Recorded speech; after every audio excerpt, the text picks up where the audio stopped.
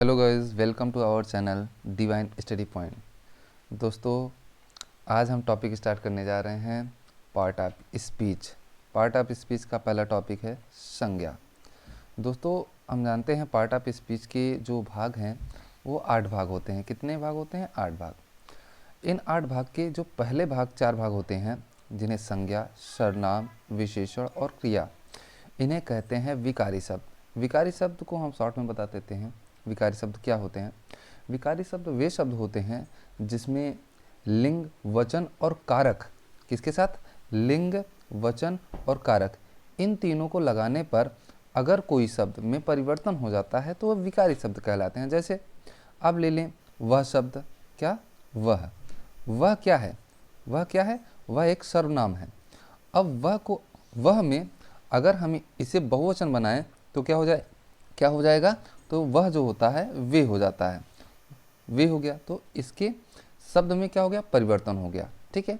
तो विकारी शब्द कौन होता है? विकारी शब्द वे शब्द होते हैं जो क्या होते हैं? जिसमें परिवर्तन हो जाता है। क्या करने पर? लिंग, वचन और कारक लगाने पर उन शब्दों में क्या हो जाता है? परिवर्तन हो जाता है। ठीक है। तो अब चलते हैं अविकारी शब्द क्या होते हैं। अविकारी शब्द वे शब्द होते हैं जिसमें लिंग, वचन और कारक लगाने पर वे परिवर्तन नहीं होते हैं, वे परिवर्तित नहीं होते हैं। जैसे आप ले लें एक शब्द भी। ठीक है। भी एक ऐसा शब्द है जिसके लिंग को और अगर आप चेंज करें तो इसके लिंग में भी परिवर्तन नहीं होगा। इसमें कोई भी वचन लगाएं तब भी ये भी ही रहेगा। है, कोई भी कारक लगाइए ये भी ही रहेगा। यानी इस शब्द में किसी भी प्रकार से आप परिवर्तन नहीं कर सकते हैं। तो एक तरह से आपको समझ में आया, जो विकारी शब्द होते हैं वे क्या होते हैं? उसमें परिवर्तन हो जाता है लिंग, वचन, कारक के द्वारा। और अविकारी शब्द वे शब्द होते हैं जिसमें लिंग, वचन और कारक के द्वारा परिवर्तन नहीं होता है। तो आई होप आपको ये बातें समझ में आ गई। चलिए अब आगे देखते हैं संज्ञा। ठीक है। पार्ट ऑफ स्पीच का जो पहला पार्ट है वो क्या है? संज्ञा है। संज्ञा किसे कहते हैं? संज्ञा हम कहते हैं किसी व्यक्ति, वस्तु, स्थान या भाव। क्या? व्यक्ति, वस्तु, स्थान और भाव के नाम को क्या कहते हैं? संज्ञा। अगर आप सरल शब्दों में देखें तो संज्ञा के लिए ये तो डिफिनीशन हो गई कि किसी व्यक्ति, वस्तु, स्थान या भाव के नाम को हम संज्ञा कहते हैं। लेकिन अगर आप संज्ञा को देखें सरल शब्दों में तो आप दुनिया में जो भी चीज़ है जिसका नाम है वो संज्ञा है। संज्ञा का मतलब ही होता है नेम। संज्ञा का मतलब क्या होता है? नेम, अर्थात नाम। इस दुनिया में किसी भी व्यक्ति, वस्तु या भाव का जो भी नाम है वो संज्ञा कहलाता है। अर्थात ये हुआ कि दुनिया में कोई भी वस्तु जो विद्यमान है वो क्या है? वो संज्ञा है। सरल शब्दों में आप संज्ञा को केवल नाम कह सकते हैं। क्या? नाम। किसी भी व्यक्ति, वस्तु का स्थान या नाम वो क्या कहलाएगा? संज्ञा है। संज्ञा का मतलब ही है नाम। क्या? नाम। आप किसी भी व्यक्ति का नाम ले लीजिए, जैसे राम, ठीक है, एक नाम है। लड़का एक नाम है। किसी भी व्यक्ति को बुलाने के लिए एक संकेत की ज़रूरत होती है और वो संकेत क्या कहलाता है? नाम कहलाता है। देख रहे हैं, लड़का, राम और आगरा भी एक नाम ही है। किताब भी एक नाम ही है। पंखा एक नाम है। खुशी नाम है। ईमानदारी नाम है। अच्छाई नाम है।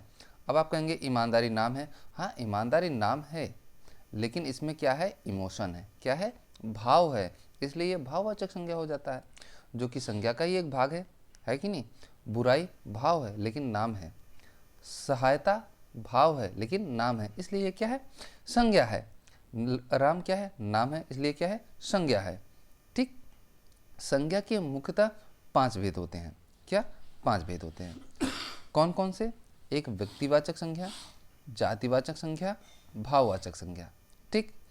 और चौथा जो है वो क्या है? चौथा है समुच्चयवाचक संज्ञा और 5वां द्रव्यवाचक संज्ञा। मुख्यतः आप संज्ञा के 5 भेद कह सकते हैं। ठीक है। लेकिन कहीं कहीं पर जो क्या है, समुच्चयवाचक संख्या है और द्रव्यवाचक संख्या है, इसको हम जातिवाचक संख्या के अंतर्गत ही रख देते हैं। ठीक है। आप चाहे तो इसे 5 भेद बता सकते हैं, आप चाहे तो इसे 3 भेद भी बता सकते हैं, कोई दिक्कत नहीं है। ठीक है। तो ये संज्ञा के प्रकार हैं। संज्ञा मुख्यतः कितने प्रकार के हैं? 5 प्रकार के। आप 5 ही बताइए। इससे आपको याद रखने में क्या होगी, आसानी होगी। पहला क्या है, व्यक्तिवाचक संख्या। दूसरा क्या है, जातिवाचक संख्या। तीसरा क्या है, भाववाचक संख्या। चौथा क्या है, समुच्चयवाचक संख्या। पांचवा क्या है, द्रव्यवाचक संख्या। ठीक है, चलिए अब हम देखते हैं किस संज्ञा को, व्यक्तिवाचक संज्ञा को।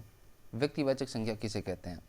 अभी हमने बताया आपको संज्ञा क्या होती है, किसी व्यक्ति, वस्तु या स्थान के नाम को हम क्या कहते हैं, संज्ञा कहते हैं। ठीक है, अब व्यक्तिवाचक संज्ञा भी एक प्रकार की संज्ञा का एक स्पष्ट उदाहरण देता है। देखिए, इसमें भी कहता है कि व्यक्ति, वस्तु, स्थान के नाम को संज्ञा व्यक्तिवाचक संज्ञा कहते हैं। अभी हमने जब संज्ञा पढ़ रहे थे तो उसमें भी हमने कहा था कि व्यक्ति, वस्तु, स्थान, लेकिन संज्ञा में एक शब्द और जोड़ा था हमने, क्या, भाव। क्या है उसमें हमने जोड़ा था, भाव। क्या, भाव। हमने उसमें जोड़ा था व्यक्ति, वस्तु, स्थान और भाव। इसको क्या कहते हैं, संज्ञा कहते हैं।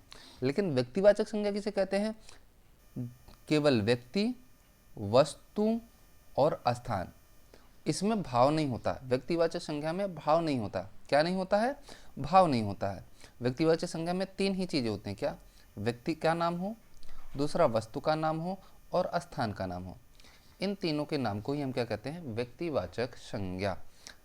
देखिए, व्यक्ति का नाम राम, श्याम, स्थान का नाम दिल्ली, आगरा, ठीक है, और क्या है, गंगा, हिमालय, है ना, है कि नहीं, देशी गाय और रेनॉल्ड पेन। देखिए, ये क्या है, वस्तु का नाम है।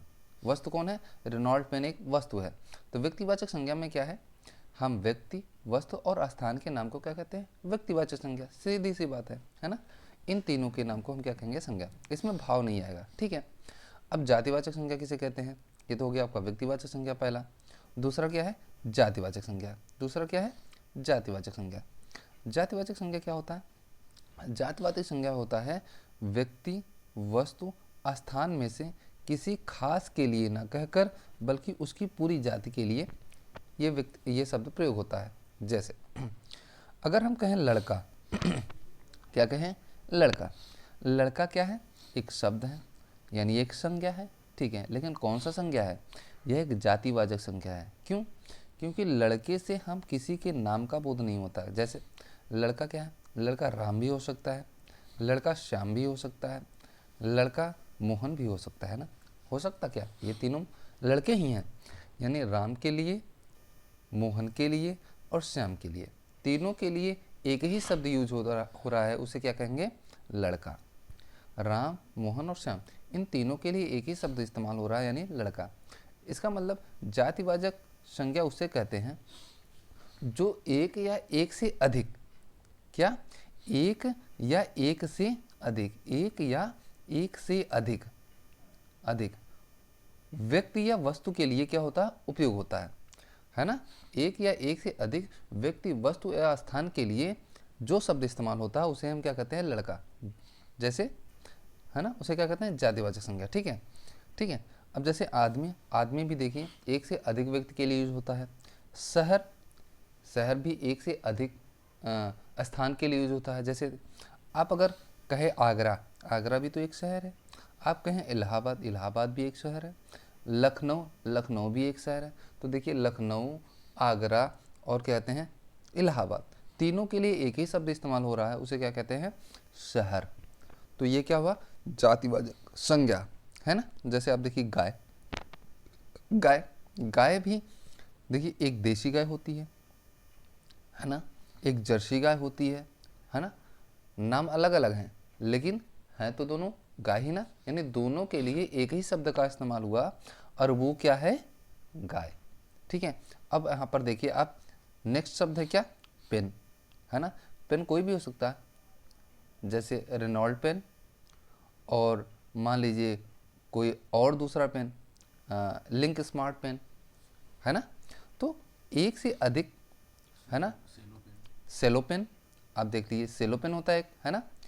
तो देख रहे हैं नाम अलग अलग हैं लेकिन तीनों के लिए क्या है, एक ही शब्द इस्तेमाल हो रहा है, वो क्या है, पेन है। रेनॉल्ड हो गया, सेलो हो गया, लिंक स्मार्ट हो गया, तीनों क्या है, पेन है ना।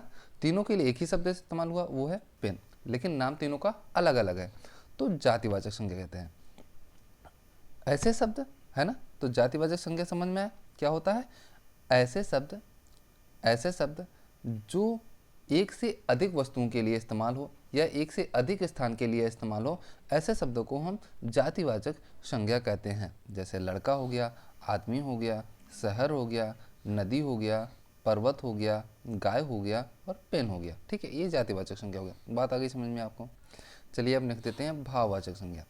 भाववाचक संज्ञा सबसे आसान है। कैसे? भाववाचक संज्ञा ऐसा कोई भी शब्द आ जाए आपके सामने, ऐसा कोई भी शब्द आ जाए आपके सामने जिससे इमोशन दिखाई दे, जिसमें भाव दिखाई दे। और भाववाचक संज्ञा पहचानने का सबसे आसान तरीका होता है, ये दिखाई नहीं देता, ये दिखाई नहीं देता, ये सिर्फ अनुभव होता है। कैसे? क्रोध है ना, तो आप कहेंगे यार क्रोध तो दिखाई देता है। क्या? कहाँ क्रोध दिखाई देता है भाई? क्रोध में व्यक्ति का चेहरा दिखाई देता है, बस उसके भाव भंगिमा दिखाई देते हैं, उसका इमोशन आप महसूस करते हैं। ठीक है, वो जो आप देखते हैं कि उसकी त्योरियाँ चढ़ी हुई हैं, आंखें फैली हुई हैं, वो क्या है? वो तो उसका चेहरा दिख रहा है ना, वो भाव नहीं दिख रहा है। भाव आप महसूस करते हैं। किसी से आप घृणा करते हैं तो घृणा आपको दिखता है क्या? नहीं, वो आप अनुभव करते हैं। किसी से आप प्रेम करते हैं, प्रेम दिखता नहीं, आप अनुभव करते हैं। ईमानदारी दिखती नहीं है, आप अनुभव करते हैं। बुराई किसी की दिखती नहीं है, आप अनुभव करते हैं। भलाई किसी की दिखती नहीं है, आप अनुभव करते हैं। यात्रा की जाती है, ठीक है, यात्रा की जाती है। यात्रा करते हुए कोई चल रहा है तो इसका मतलब वो यात्रा नहीं कर रहा है। ठीक है, वो इमोशन है एक। बीमारी में व्यक्ति का शरीर बीमार होता है, वो इमोशन है, वो तो शरीर है, उसके अंदर के भाव दिखाई नहीं देते। लंबाई भी एक इमोशन है। ठीक है, बुढ़ापा हो गया, मिठास हो गया, बचपन हो गया, ये सारी चीज़ें के भाव है। ठीक है, ये चीज़ें दिखते नहीं हैं, ये अनुभव वाली चीज़ें हैं। ठीक है, केवल और केवल अनुभव होती है। तो भाववाचक संज्ञा क्या?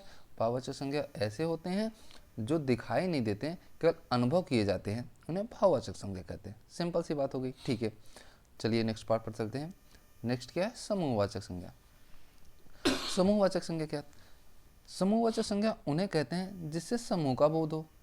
जिस शब्द से किसका बोध हो? समूह का बोध हो। जैसे सभा हो गया, गुच्छा हो गया, संघ हो गया, सेना हो गया, गिरोह हो गया, झुंड हो गया, वर्ग हो गया, परिवार हो गया, समूह, है ना।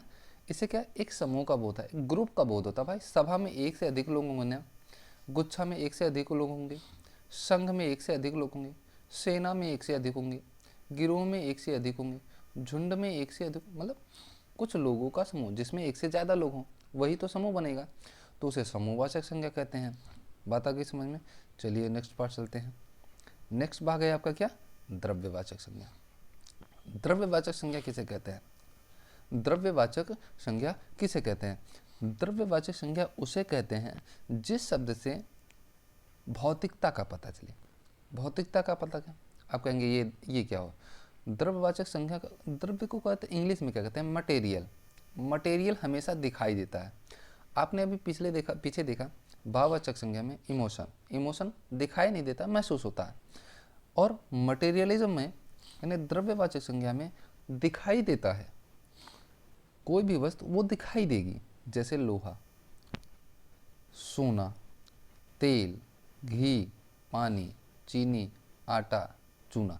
अब आप कहेंगे कि व्यक्तिवाचक संज्ञा में भी लड़का तो दिखाई देता है, तो क्या वो भी द्रव्यवाचक संज्ञा है? नहीं, वो द्रव्यवाचक संज्ञा नहीं है। लेकिन द्रव्यवाचक संज्ञा की एक और विशेषता होती है। क्या? द्रव्यवाचक संज्ञा वे होते हैं जिससे किसी अन्य चीज का भी निर्माण हो। ठीक है, जैसे लोहे से आप घर बनाते हैं, सोने से आप आभूषण बनाते हैं, तेल से आप घी बनाते हैं, है ना, घी से आप अदर चीज़ें मिठाइयाँ बनाते हैं, पानी से आप बर्फ़ बना लेते हैं, चीनी से आप चाय बनाइए, मिठाइयाँ बनाइए, आटे से आप रोटी बनाते हैं, चूने से आप कुछ भी बना ले। चूने का इस्तेमाल घर बनाने में, पीओपी बनाने में किया जाता है। तो द्रव्यवाचक संज्ञाएं वे होती हैं जो दिखाई देती हैं और जिससे अन्य वस्तुओं का भी निर्माण किया जाता है। वो क्या होते हैं, मटेरियल होते हैं। हम कहते हैं ना मटेरियल है। मटेरियल का मतलब ये क्या है, जिससे दूसरी वस्तुएं भी बनाई जा सकते हैं। तो क्या लड़के से भी आप दूसरी वस्तु बना सकते हैं क्या? नहीं ना। आप लड़के से दूसरी वस्तु बना पाएंगे? बिल्कुल नहीं बना पाएंगे। तो इसलिए लड़का क्या है, व्यक्तिवाचक संज्ञा है। लड़का क्या है, हाँ लड़का क्या है, जातिवाचक संज्ञा, सॉरी, लड़का क्या है, जातिवाचक संज्ञा है। ठीक है, ठीक है, लड़का क्या है, जातिवाचक। लेकिन द्रव्यवाचक संज्ञा में आप देखेंगे क्या, द्रव्यवाचक संज्ञा में जिससे अन्य वस्तुएं बनाई जा सके उसे हम क्या कहेंगे, द्रव्यवाचक संज्ञा कहेंगे। हमने कितने संज्ञा पढ़ा, चलिए एक बार रिवीजन कर लेते हैं जल्दी से। हमने 5 संज्ञाओं को पढ़ा।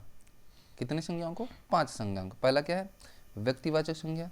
व्यक्तिवाचक संज्ञा में हमने क्या पढ़ा, व्यक्तिवाचक संज्ञा में हमने पढ़ा किसी भी व्यक्ति, वस्तु या स्थान के नाम को हम क्या कहेंगे, संज्ञा कहेंगे। व्यक्ति, वस्तु या स्थान के नाम को संज्ञा कहेंगे। जातिवाचक संज्ञा, ऐसे शब्द जो एक या एक से अधिक वस्तुओं के लिए इस्तेमाल होता है, केवल एक ही बार आता है। ऐसा शब्द जो एक या एक से अधिक वस्तुओं के लिए इस्तेमाल होता है। जातिवाचक संज्ञा जैसे लड़का है ना, लड़का एक से अधिक व्यक्तियों के लिए इस्तेमाल होता है, राम, श्याम, मोहन सभी के लिए इस्तेमाल हो जाएगा। भाववाचक संज्ञा, भाववाचक संज्ञा वे होते हैं जिससे इमोशन का पता चले, जैसे अच्छाई बुराई, क्या है, अच्छाई बुराई, क्या है, अच्छाई और बुराई, ये क्या है, ये भाववाचक संज्ञा है।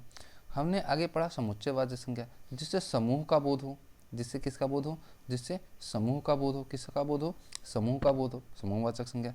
द्रव्यवाचक संज्ञा किसे कहते हैं, द्रव्यवाचक संज्ञा के बारे में हमने पढ़ा जिससे किसी अन्य वस्तु का निर्माण हो, जिससे किसी अन्य वस्तु का निर्माण हो और जिसे हम छूकर देख सकें, जैसे सोना, लोहा, सोना, लोहा, ये क्या है, द्रव्यवाचक संज्ञा है। क्यों, क्योंकि इससे आभूषण बनता है, इससे अन्य वस्तुएं बनते हैं, लोहे से घर बनता है, अन्य चीज़ें भी बनती हैं लोहे से, और इसे हमें समूह, इसे हम टच कर भी दे सकते हैं। तो ये द्रव्यवाचक संज्ञा होती है। इस प्रकार हमने देखा व्यक्तिवाचक संज्ञा, जातिवाचक संज्ञा, भाववाचक संज्ञा, समूहवाचक संज्ञा और द्रव्यवाचक संज्ञा।